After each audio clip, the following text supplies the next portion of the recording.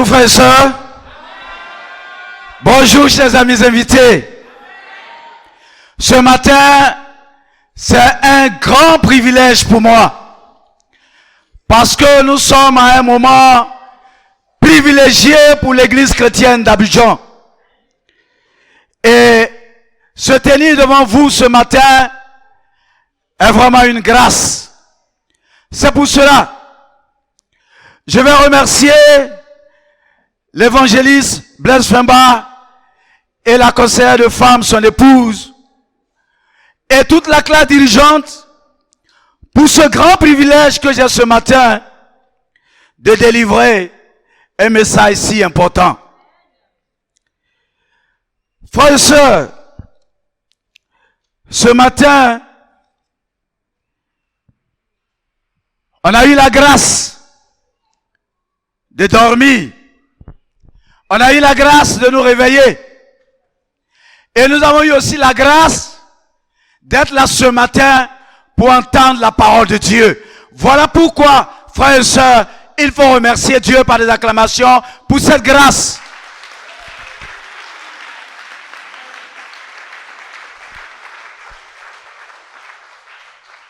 La question ce matin, c'est: qui n'a pas rêvé cette nuit? Je sais que parmi nous, certains n'ont pas fait de rêve. Mais ce matin, je vais te communiquer un rêve. Je vais te faire rêver. Suppose ce matin que hier nuit, quand tu dormais, voilà que l'ange de Dieu te tend une lettre. L'ange de Dieu te tend une lettre dans ton rêve. Et frères et sœurs, cette lettre est contenue dans une enveloppe de couleur rouge sang. C'est-à-dire la couleur du sang. Et le timbre qui est sur cette enveloppe, il y a l'image du Christ crucifié.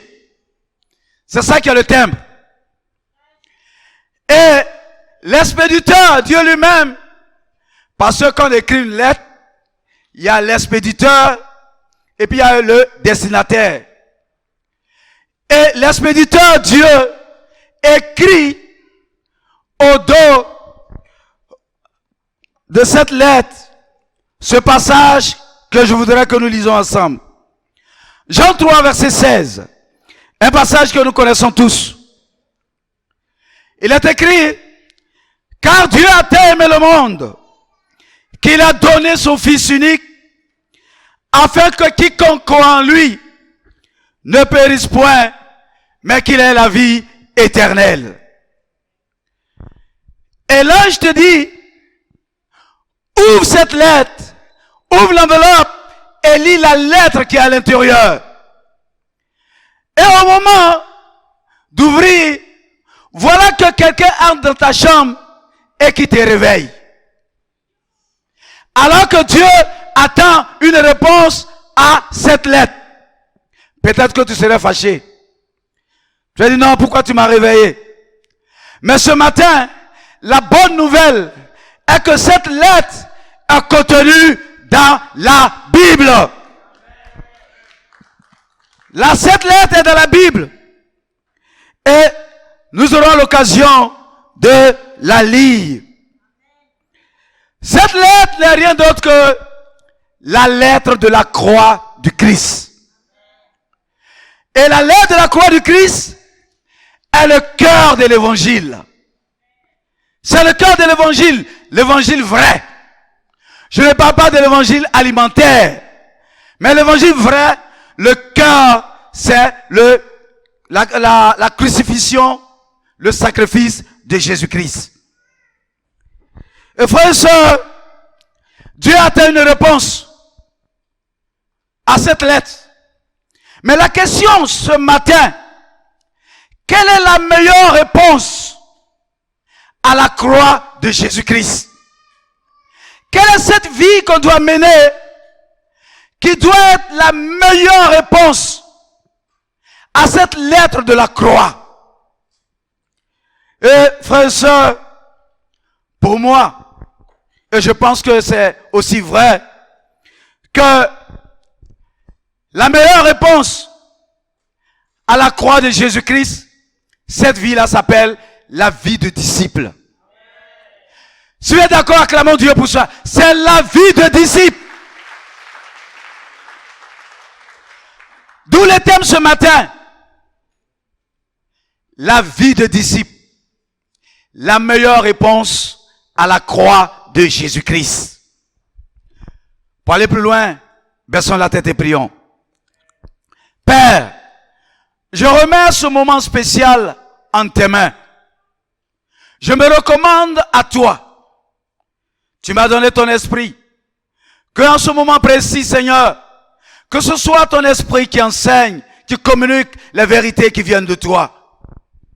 Tu as donné des oreilles pour entendre. Tu nous as donné un cœur pour recevoir ta parole.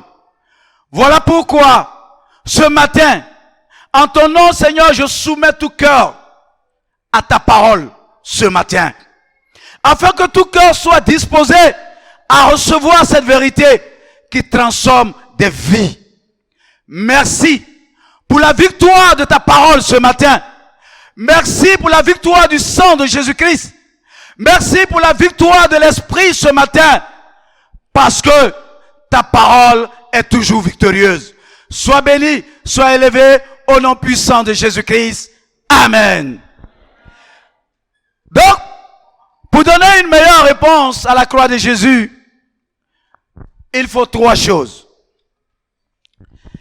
Frères et sœurs, il faut comprendre, il faut comprendre sa responsabilité vis-à-vis de la croix de Jésus-Christ.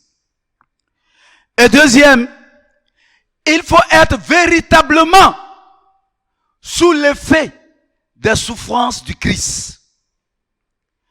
Et la troisième chose, c'est choisir la vie de disciple qui est la meilleure réponse à la croix de Jésus-Christ. Amen.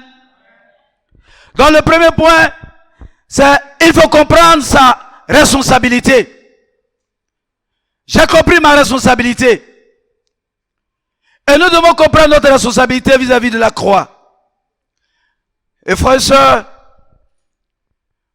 nous étions en septembre de 1995. En ce temps, certains d'entre vous, vous n'êtes pas encore nés. En 1995, un disciple du Christ m'a approché dans la rue. Il m'a proposé des études bibliques. J'ai accepté. Quand j'ai accepté, au fond de moi-même, je me disais, qu'est-ce qu'il a à m'apprendre? Qu'est-ce qu'il sait que moi, je ne sais pas? J'avais un orgueil religieux. Et en plus de cela, il y avait l'orgueil intellectuel. Parce que à l'époque, j'ai été transféré de Yamoussoukro à Abidjan à l'université. Parce que mon concours d'ingénieur n'avait pas marché. Parce que j'avais tellement étudié que j'avais eu un surménage. Que le jour où on composait, je n'ai même pas pu écrire. Or, quand tu es dans les grandes écoles de Yamoussoukro à l'époque, on m'a transféré, on me dit, tu viens à l'université. Et je viens à l'université. Avec tout l'orgueil, parce qu'on se disait les meilleurs étudiants de la Côte d'Ivoire. Il y avait l'orgueil intellectuel qui m'habitait. J'ai commencé alors à étudier la Bible. En 1995. Et lorsque nous sommes arrivés à l'étude de péché, frères et sœurs, j'ai compris ceci. Allons-y en Ésaïe 53.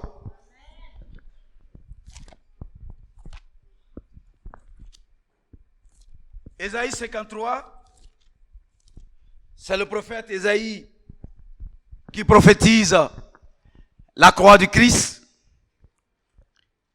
Et au verset 5, voilà ce qui est écrit.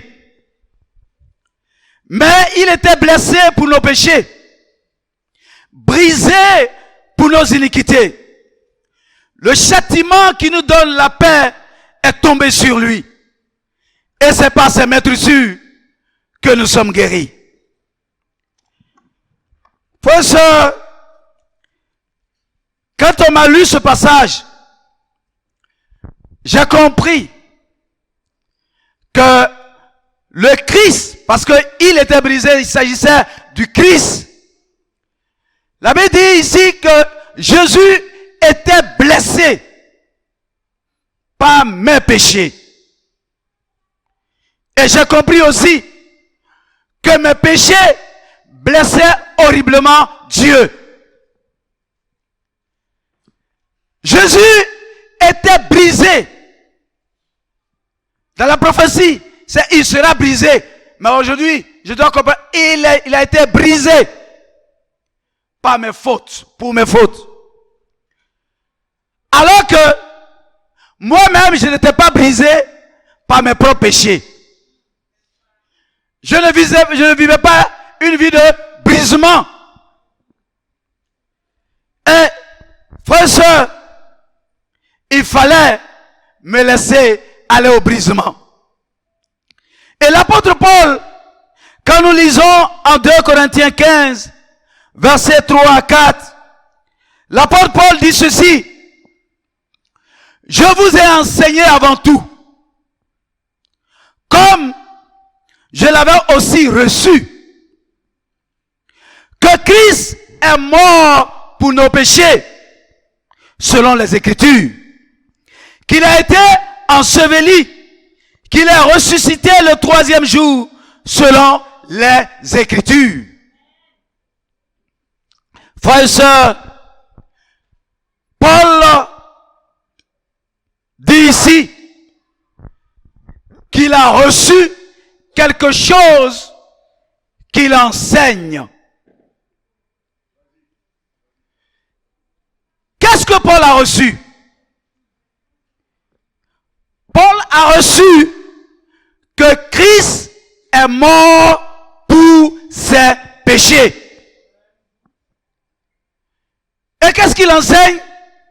Il enseigne que Christ est mort pour nos péchés. Parce que pour Paul, c'est une vérité spirituelle absolue. Frères et sœurs, moi aussi en 1995, quand j'ai reçu cet enseignement, j'en ai fait une conviction. Voilà pourquoi ce matin, je suis là pour partager cette conviction. Lorsqu'on m'a lu ce passage, dès lors, je me suis senti concerné par la croix de Jésus-Christ. Plus que concerné, j'ai vu ma responsabilité vis-à-vis de la mort du Christ. J'ai compris que j'étais responsable de la mort de Jésus-Christ. Ma responsabilité personnelle était engagée à cause de mes péchés personnels. Mais ce matin, est-ce que tu penses? Est-ce que tu crois, comme Paul, que Christ est mort pour tes péchés et que tu es responsable de sa mort? Pourquoi je disais que je suis responsable de la mort du Christ? Que c'est moi qui l'ai tué par mes péchés? Parce qu'à l'époque, j'étais un grand pratiquant de la masturbation. Dans les cités, à Yamoussoukro, chacun avait sa chambre. Et je ne commettais pas l'immoralité. Je disais que non, c'est les autres. Voilà mon raisonnement. Mais j'étais dans l'impureté, la masturbation. Je pouvais me masturber autant de fois dans la journée. Peut-être que toi aussi, tu pratiques cela. Après, à Abidjan, l'immoralité sexuelle. Et comme je disais aux frères et sœurs de la région de l'Est, au quartier, on organisait concours d'immoralité sexuelle. Aujourd'hui, je réalise que c'était un concours de l'immoralité sexuelle. Parce que mes cousins et moi, on se disait, au cours de la semaine, quand la semaine va finir, qui est-ce qui a commis plus de péchés? À l'époque, c'est qui était le plus grand dragueur. C'était un sujet de fierté, alors que ça devait être un sujet de honte. Frères et sœurs, l'impureté aussi. Je partais au cinéma Sagidigba, qui aujourd'hui n'est plus, pour aller regarder les films pornographiques. Quand je finis de regarder, j'ai mal à la tête. Mais après, quelque temps, je retourne là-bas. J'ai mal à la tête. C'est le Seigneur même à l'époque qui dit non, ça c'est pas bon. J'avais des céphalées. Et j'étais très, très orgueilleux. J'étais sans rêve pour Dieu, sans vision. C'est en cela que, frères et sœurs, je dis ce matin que je suis responsable de la mort du Christ. Question. Y a-t-il un homme sur la terre qui peut prétendre qu'il est sans péché? Je ne parle pas du Seigneur. Un homme, frères et sœurs, vous et moi, de vous à moi, il n'y a personne, à part le Christ, qui a vécu sur la terre et qui vit aujourd'hui, homme, qui peut prétendre qu'il est sans péché.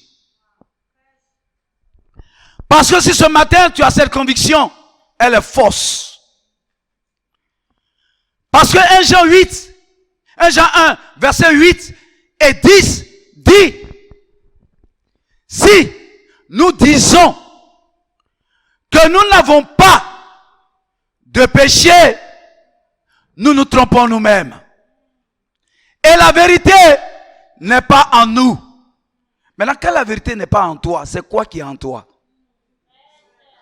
C'est le mensonge. C'est le mensonge. Et c'est le père du mensonge qui te convainc que tu es sans péché. Parce que lui, il s'est dit qu'il est sans péché. Au verset 10, il dit, si nous disons que nous n'avons pas péché, nous faisons de Dieu un menteur. Oh, Dieu ne ment jamais. Et qu'est-ce qui n'est pas en toi? La parole de Dieu n'est pas en toi. Alors c'est quelle parole? La parole du diable? Une parole religieuse? La parole du monde?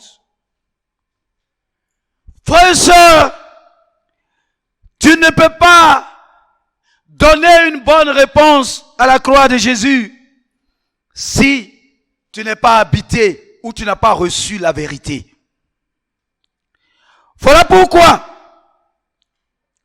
si quelqu'un pense cela, peut-être que tu penses que tu n'as pas péché. Moi aussi à l'époque, je n'avais pas cette conviction que l'immoralité sexuelle était un péché. Parce qu'on peut aller à l'église et puis pratiquer l'immoralité sexuelle. C'est-à-dire que tu es à l'église, mais tu as une copine, tu entretiens des rapports sexuels avant le mariage. Et tu peux dire que ce n'est pas un péché, mensonge. Tu peux regarder les films pornographiques. Il faut être dans le mensonge. Te masturber. Et tu dis, ce n'est pas un péché. Ce n'est pas parce que tu penses que ce n'est pas un péché que ce n'est pas un péché. La Bible définit ça comme un péché. Parce qu'il n'appartient pas à l'homme de définir ce qui est bien et mal, mais il appartient au Dieu Tout-Puissant de définir ce qui est bien et ce qui est mal. L'homme va à la découverte du bien et du mal. Voilà pourquoi on étudie la Bible. Et frères et sœurs, j'ai compris cela. Et quand j'ai compris que j'étais responsable, il fallait arriver au deuxième niveau. Il faut, si tu veux donner une bonne réponse à la croix de Jésus, non seulement tu réalises ta responsabilité, mais il faut être véritablement sous l'effet des souffrances du Christ. Au regard de la croix, certains d'entre nous, on a regardé des films sur la croix. On regarde la croix, 3 réactions. Il y a des gens, ça ne leur dit rien.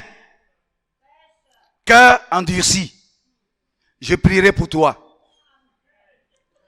Parce que si tu as ton cœur qui est endurci comme celui de Pharaon, ta destinée ne sera pas glorieuse. Donc, quand ton cœur même est endurci, tu ne réagis pas, tu dois pleurer, demander à Dieu de te donner un cœur qui réagit.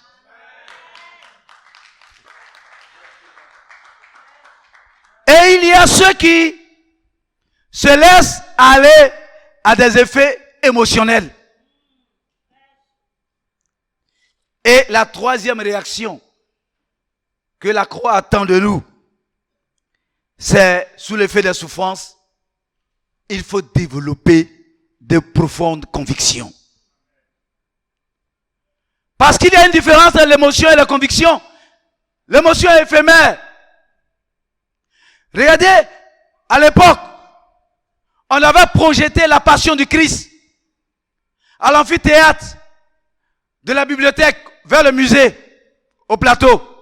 Ce jour-là, certains n'ont pas pu finir le film. Il y a ceux qui ont pleuré parce qu'ils ont vu. C'était l'émotion. Mais après ça, quand l'émotion passe, on retourne dans notre vie de péché. Il y a ceux qui font le chemin de croix. Après le chemin de croix, après la Pâque, c'est en ce moment qu'on éveille en nous des émotions.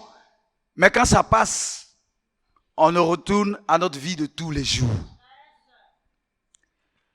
Frères et sœurs, et le Seigneur Jésus a connu plusieurs types de souffrances. Il a connu la souffrance morale.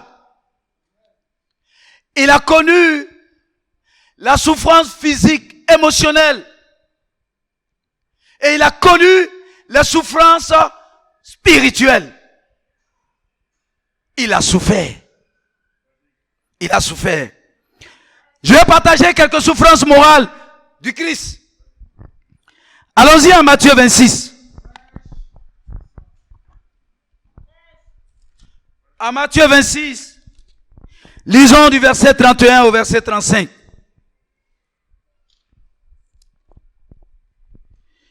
Il est écrit: alors Jésus leur dit, je serai pour vous cette nuit une occasion de chute. Car il est écrit, je frapperai le berger et les brebis du troupeau seront dispersées. Mais, après que je serai ressuscité, je vous précéderai en Galilée. Pierre, prenant la parole, lui dit, quand tu serais pour tous une occasion de chute, tu ne le seras jamais pour moi. Il a utilisé le mot jamais. Jésus lui dit, je te l'ai dit en vérité, cette nuit même, avant que le coq chante, tu me réuniras 3 fois. Alors Pierre lui répondit, quand il me faudrait mourir avec toi, je ne te réunirai pas. Et tous les disciples disent la même chose. Frères et sœurs, bien ici, Jésus annonce la croix. Il parle des souffrances qui l'attendent dans quelques heures. Et quand Pierre a entendu ça, c'est l'effet émotionnel. Il a juré émotionnellement loyauté au Seigneur. Mais par la suite, il a renié 3 fois le Seigneur. Il a trahi.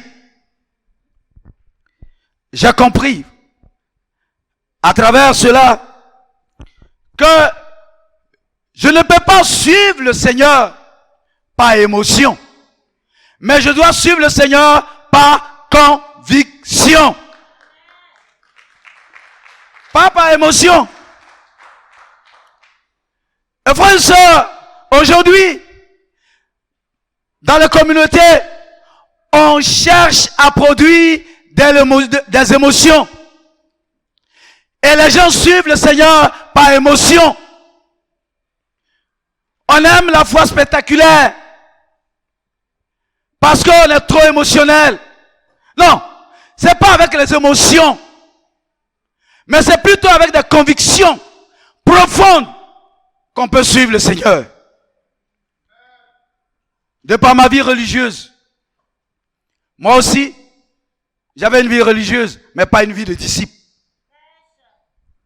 Je trahissais Jésus. Quand la tentation venait, je ne résistais pas. Voilà pourquoi je pouvais me masturber plusieurs fois. Je trahissais le Seigneur. Oui, frère et soeur, j'avais une copine. Donc j'étais dans l'immoralité. Je trahissais le Seigneur. Mais parce que ce n'était pas par conviction, c'est par émotion. Et frère et soeur, j'ai compris plus tard que aussi, on ne suit pas le Seigneur par opportunisme.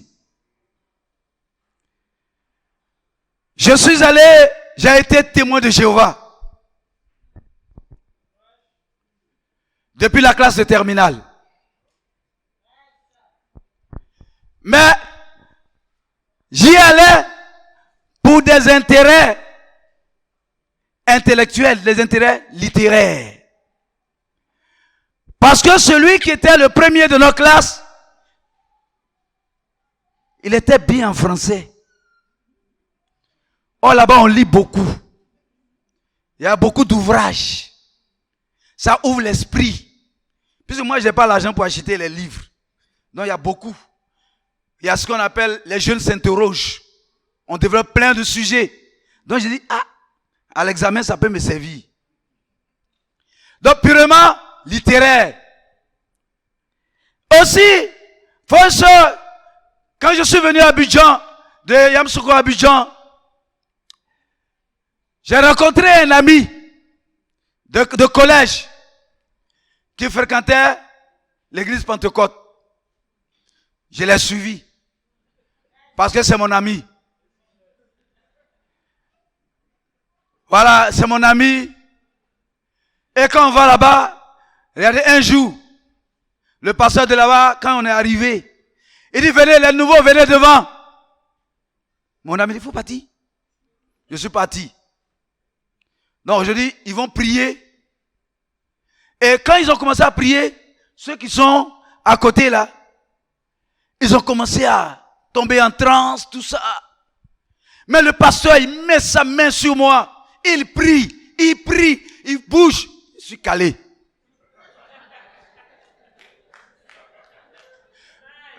Parce que là, même si je suis parti, je ne suis pas encore habité par un démon. Et frères et sœurs, j'ai aussi été baptisé par aspersion. Quand j'étais en classe de CE1, je fréquentais l'école primaire catholique de Daoukro. Et J'ai été baptisé tout simplement par tradition familiale. Parce que les membres de ma famille partaient à l'église catholique. Et je savais quoi? Il faut t'habiller en tout blanc, on va mettre l'eau sur ta tête. Il n'y a pas de repentance, il n'y a rien. Malgré ma bonne volonté, vous voyez tout ça, je veux suivre le Seigneur, mais pas émotion, pas opportunisme. Malgré ma bonne volonté, je continuais de trahir le Christ. Blessant Dieu. Parce que je n'ai pas développé de profonde conviction au regard de la croix. Ce matin, pourquoi est-ce que tu suis le Seigneur? Pourquoi tu es là? Est-ce pas opportunisme? Pas intérêt? Tu suis le Seigneur parce que tu veux un travail? Tu suis le Seigneur parce que tu veux un mari? Tu veux une femme? Tu veux aller en voyage? Ça ne bâtit pas de conviction.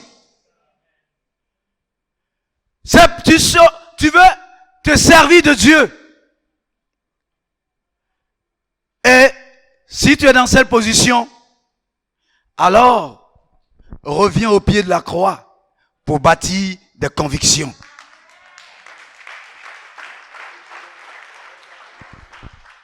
Frères et sœurs, lisons Matthieu 26, versets 36 à 46.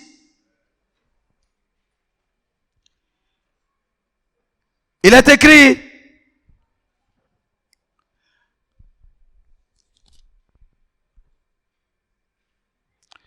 pendant qu'il... On va pas trop loin. Matthieu 26, 36. Il a dit, alors, mon âme est triste jusqu'à la mort.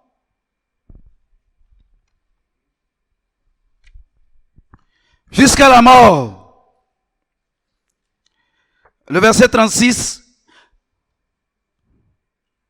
Non, là-dessus, Jésus alla avec eux dans un lieu appelé Gethsémane. Et il dit aux disciples: asseyez-vous ici pendant que je m'éloignerai pour prier. Il prit avec lui Pierre et les deux fils de Zébédée. Il commença à éprouver de la tristesse et des angoisses. Il leur dit: mon âme est triste jusqu'à la mort. Restez ici et veillez avec moi. Puis, ayant fait quelques pas en avant, il se jeta sur sa face. Il pria ainsi: mon Père, s'il est possible que cette coupe s'éloigne de moi, toutefois, non pas ce que je veux, mais ce que tu veux. Il vint vers les disciples qu'il trouva endormis et il dit à Pierre: vous n'avez donc pu veiller 1 heure avec moi? Veillez et priez afin que vous ne tombiez pas dans la tentation. L'esprit est bien disposé, mais la chair est faible. Il s'éloigna une seconde fois et pria ainsi: mon Père, s'il n'est pas possible que cette coupe s'éloigne sans que je ne la boive, que ta volonté soit faite.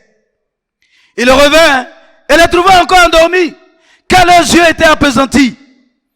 Il les quitta et s'éloigna et pria pour la 3e fois, répétant les mêmes paroles.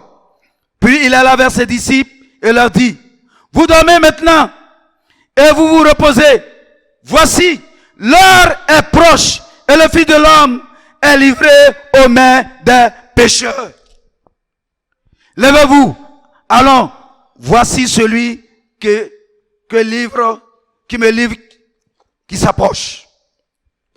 Frères et sœurs, ici nous sommes dans le jardin de Gethsémane. Un jeudi soir, dans le jardin de Gethsémane, Jésus est livré à un combat spirituel face à la mort. Parce que ce que tu ne sais pas, et qu'à l'époque j'ai découvert, aussi, Christ ne voulait pas souffrir et il ne voulait pas mourir. Parce que c'était difficile pour lui. Frères et sœurs, la Bible dit qu'il était angoissé, rempli de tristesse,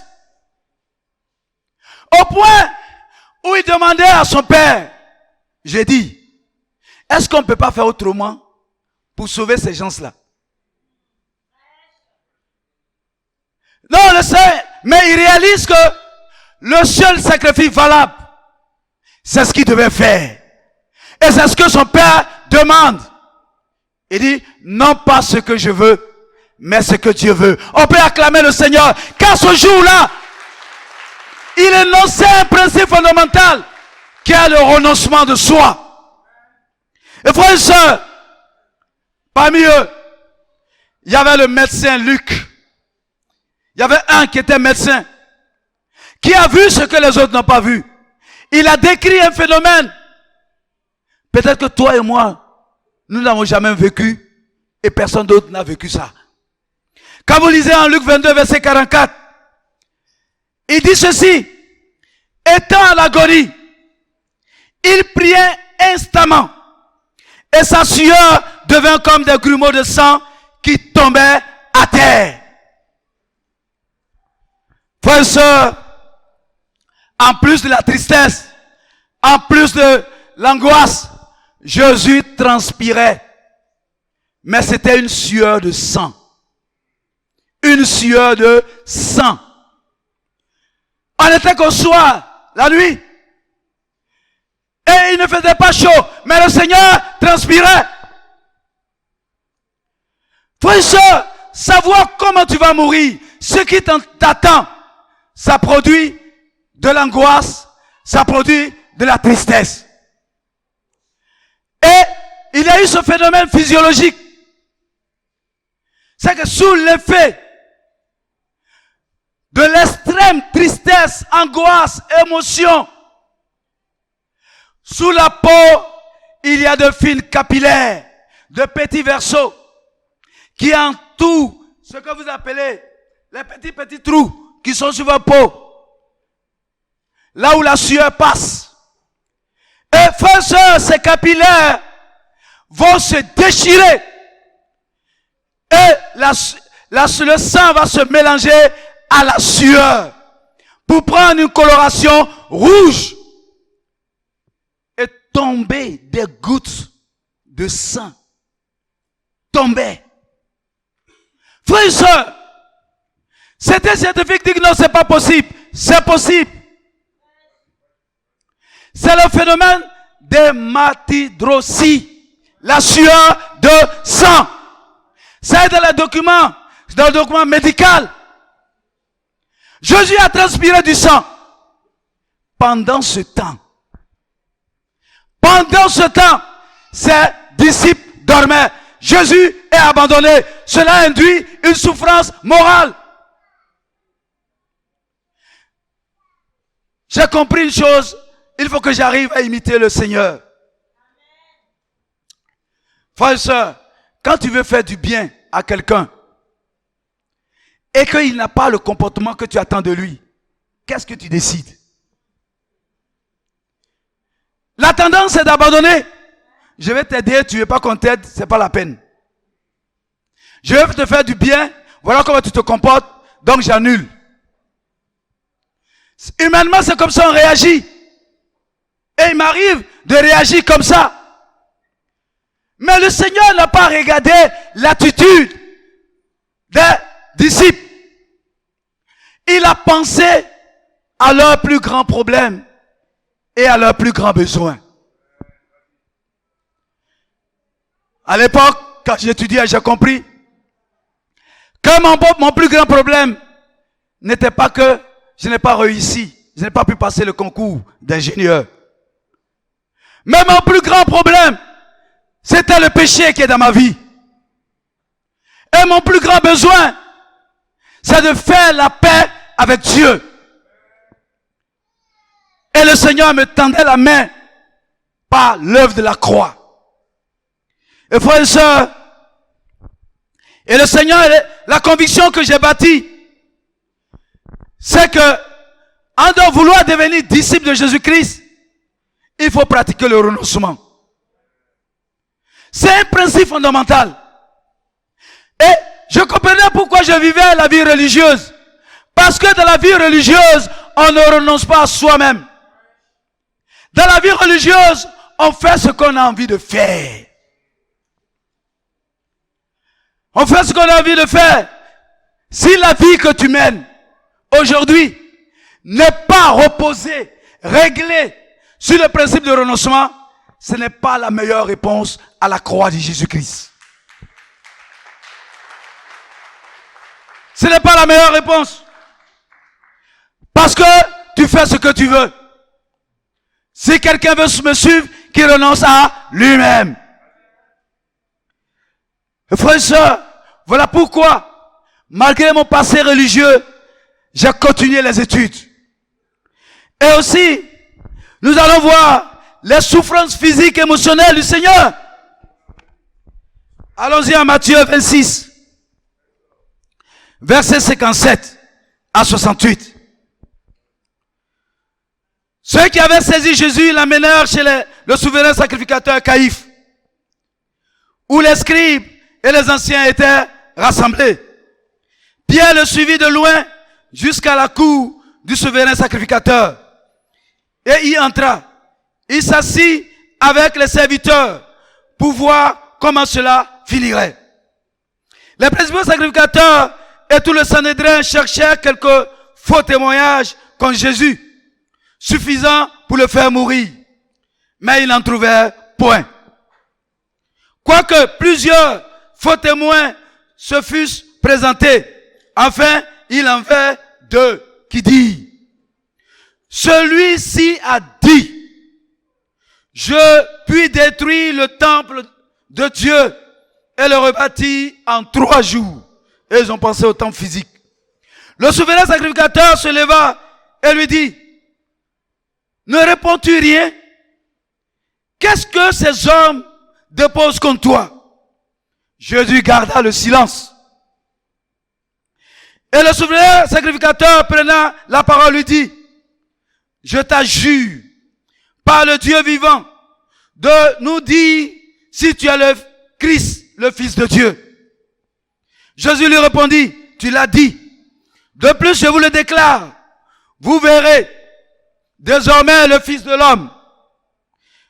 Le Fils de l'homme assis à la droite de la puissance de Dieu et venant sur les nuées du ciel. Alors, le souverain sacrificateur déchira ses vêtements, disant: il a blasphémé. Qu'avons-nous encore besoin de témoins? Voici, vous verrez, vous venez d'entendre son blasphème. Que vous ensemble? Il répondit: il mérite la mort. Là-dessus, il lui crachait au visage. Il lui donnait des coups de poing, des souffles en disant: Christ prophétise, dis-nous qui t'a frappé. Waouh!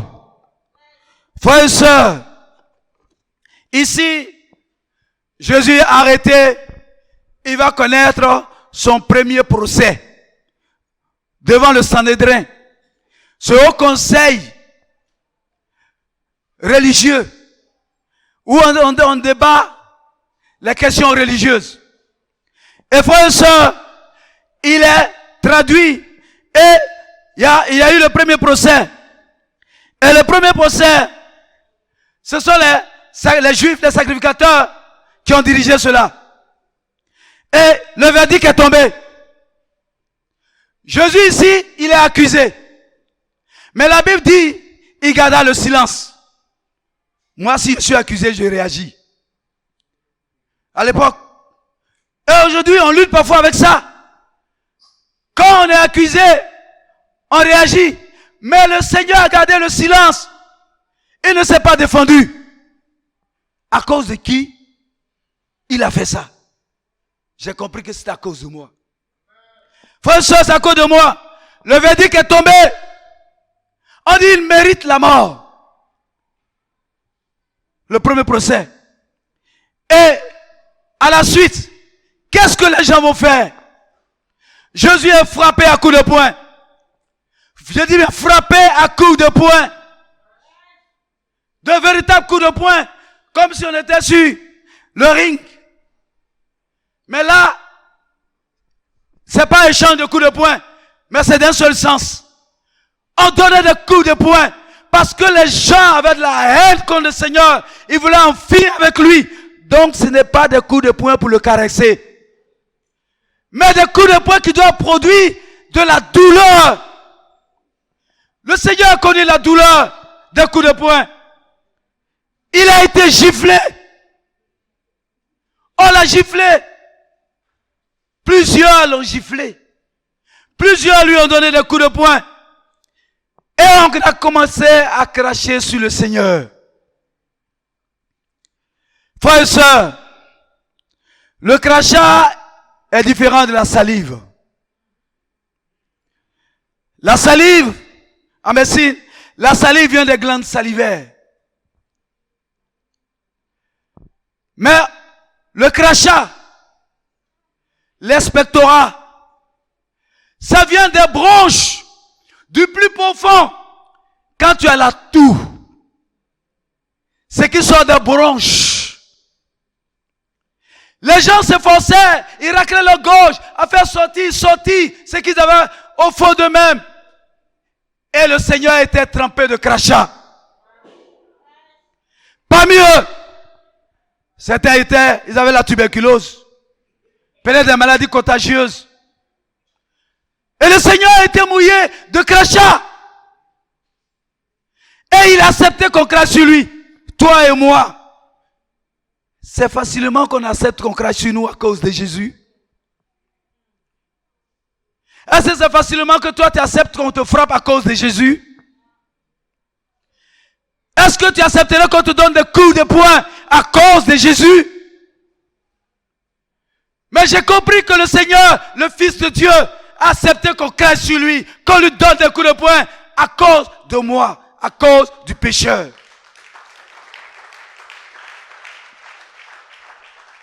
Et une fois, j'étais dans le Baka, assis derrière une dame, et elle a craché. Un Baka qui roule. Elle crache par la fenêtre. Moi, je suis derrière elle. Tout est venu dans mon visage. Je vous assure, ce qui m'a empêché de réagir, c'était la croix de Jésus. J'ai pensé au Seigneur. On a craché sur lui à cause de moi. Tout simplement, j'ai dit à la dame, madame, quand on est dans Baka roule, là, on ne crache pas. Parce que quand tu craches, ça ne va pas devant, ça va derrière. Prochainement, il ne faut plus faire ça. Donc, j'ai profité pour donner un enseignement. Mais vous voyez, c'est difficile qu'on accepte qu'on crache sur nous. Mais le Seigneur, on a craché sur lui. Et frères et sœurs, il a été frappé. Et nous aussi, nous devons épouser cette conviction. Porter notre croix à cause de Jésus-Christ. Ça, c'est une conviction, c'est pas l'émotion. Et frères et sœurs, lisons Matthieu 27. Matthieu 27, 26 à 31. Il est écrit, alors Pilate leur relâcha Barabbas. Et après avoir fait battre de verges Jésus, il le livra pour être crucifié. Les soldats du gouverneur conduisirent Jésus dans le prétoire. Et ils assemblèrent autour de lui toute la cohorte. Ils lui ôtèrent ses vêtements et le couvrirent d'un manteau écarlate. Ils tressaient une couronne d'épines qu'ils déposèrent sur sa tête. Et il lui mit un roseau dans la main droite.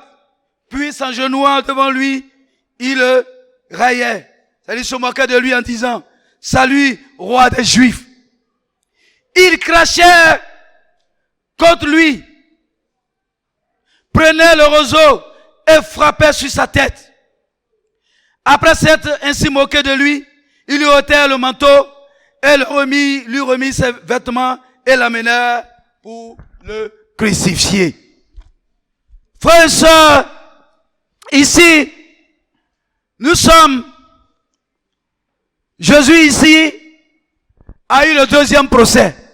Là, c'est les Romains, Ponce Pilate, qui va animer ce procès. Et le verdict, là-bas on dit, il mérite la mort. Mais ici, on va dire comment il doit mourir. Ce jour-là, il y avait grâce. Ponce Pilate, selon la coutume, devait relâcher, il a proposé au peuple deux personnes, Barabbas, un grand criminel, et Jésus, l'innocent, l'homme sans péché. Et le peuple, la foule, a décidé, a choisi qu'on crucifie le Fils de Dieu, celui qui est sans péché, et qu'on libère celui qui avait des péchés, le criminel. C'était une image, on doit comprendre, frères et sœurs. L'innocent meurt pour que le coupable soit libéré. Le coupable, c'est qui? C'est moi. C'est moi qui méritais de mourir à la place du Seigneur. Et le Seigneur meurt à ma place. Pour que j'ai cette liberté en lui. Frères et sœurs, et Jésus ici encore, on crache sur lui. Mais là, le verdict est tombé, c'est que il doit être crucifié. Mais, pour le crucifier, il faut le flageller. Donc, frères et sœurs, le Seigneur sera flagellé. Mais laissez-moi vous dire, on prend un fouet. Le fouet est composé de lanière en cuir. Lanière en cuir, au bout, il y a du plomb. Le fer. On met pour voir le verre. Et frères et sœurs, on déshabille le candidat. Et frères et sœurs, on ôte tes vêtements. Et on attache tes deux mains vers le haut. Et le Seigneur a reçu 39 coups de fouet. Le premier coup. Lorsqu'on te met le premier coup, ta peau se soulève sous le fait de plomb. Et ce qui est crochu, quand on tire, ça arrache ta peau. Et ils ont frappé, il a reçu 39 coups sur les épaules, au visage, aux pieds, au point où il était méconnaissable. On l'avait frappé et par endroit, on voyait les os du Seigneur. Il saignait abondamment. Frères et sœurs, le Seigneur a reconnu la douleur de la flagellation. Et le Seigneur a accepté cela à cause de moi et à cause de toi. Il a supporté cela. Son sang a coulé. Et frères et sœurs, nous ne pouvons pas rester indifférents. Et frères et sœurs, lorsqu'on est sous l'effet de la souffrance du Christ, alors, troisième point, la vie qui est la meilleure réponse à la croix de Jésus, c'est ce que nous allons lire en 2 Corinthiens 5, versets 14 à 15. 2 Corinthiens 5. Versets 14 à 15, il est écrit, car l'amour du Christ nous presse, parce que nous estimons que si un seul est mort pour tous, tous donc sont morts, et qu'il est mort pour tous, afin que ceux qui vivent ne vivent plus pour eux-mêmes, mais pour celui qui est mort et ressuscité pour eux. Frères et sœurs, voilà la réponse, la meilleure vie à la croix de Jésus, à la lettre de la croix. C'est vie pour le Christ. La vie pour le Christ, ça s'appelle la vie de disciple. Désormais, tu ne vis plus pour toi-même. Vivre pour soi-même n'est pas la vie de disciple. Mais vivre pour le Christ, c'est ça qu'est la vie de disciple. Et laissez-moi dire, le jour de la Pentecôte, en Actes chapitre 2, le premier discours de Paul parlait de la croix, parce que c'est le cœur de l'évangile. Et ce jour-là, 3000 personnes se sont repenties et se sont fait baptiser pour entrer dans le royaume de Dieu. Et quand j'ai étudié en 3 jours, je dis bien 3 jours, à cause de l'effet de la croix, au bout de 3 jours, j'ai pris la résolution de me repentir et de me faire baptiser. Et le 12 septembre 1995, frères et sœurs, j'ai été puissamment baptisé. La véritable vie a commencé et la vie des disciples a commencé. Voilà pourquoi ce matin, je t'appelle à avoir une vie et la meilleure, la vie des disciples, qui est la meilleure vie, la meilleure réponse à la croix de Jésus. Parce que Philippiens 3, verset 16 dit, ceux qui se comportent à l'ennemi de la croix iront à la perdition. Jésus est mort à cause de tes péchés. Tu sais injuste de continuer à vivre dans le péché. Réponds-toi, fais-toi baptiser et vis la meilleure vie. C'est à cela que tu auras répondu à la lettre de la croix et que Dieu vous bénisse.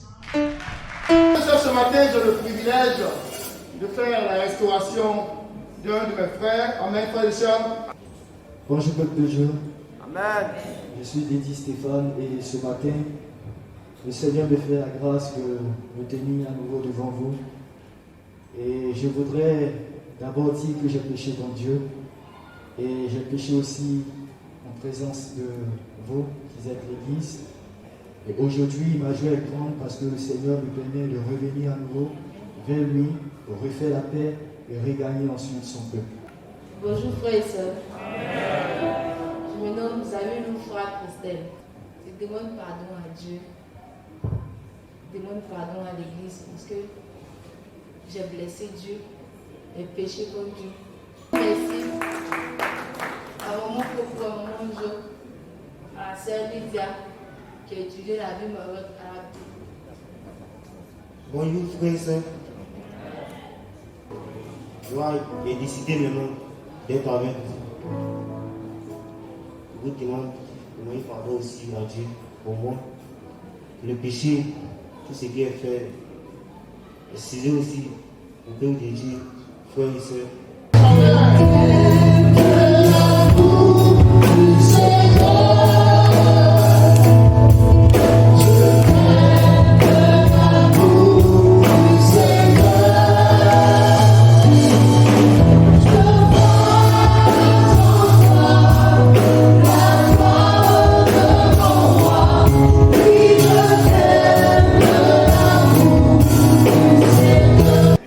Est-ce que tu crois que Jésus-Christ est le Fils de Dieu, qu'il est mort, enterré, ressuscité le 3e jour pour le pardon de tes péchés? Quelle est ta confession de foi?